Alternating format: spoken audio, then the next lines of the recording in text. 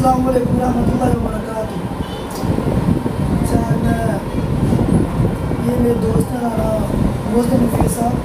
मैं यहाँ पे 5 साल का अरसा गुजार के गया हूँ। इनके साथ मेरी दोस्त बेस्ट फ्रेंड है मेरे, और बहुत सी म्यूजिक प्लेस पे हम गए, इकट्ठे गए हैं। कभी मेरे साथ इनकी कभी लड़ाई हुई, कभी पूछताछ नहीं हुई। 5 साल के बाद मैं यहाँ से चला गया हूँ।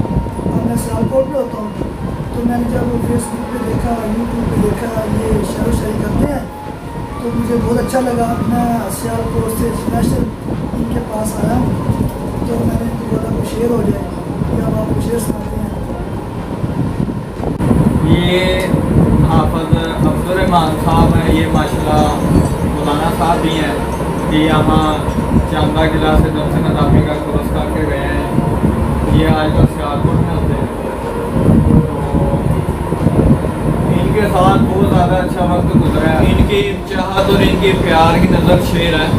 कितने हम दर्द मिले, दोस्त मिले, यार मिले, कितने हम दर्द मिले, दोस्त मिले, यार मिले, सब उभरते हुए सूरज के परस्तार मिले। कितने हम दर्द मिले, दोस्त मिले, यार मिले, सब उभरते हुए सूरज के परस्तार मिले।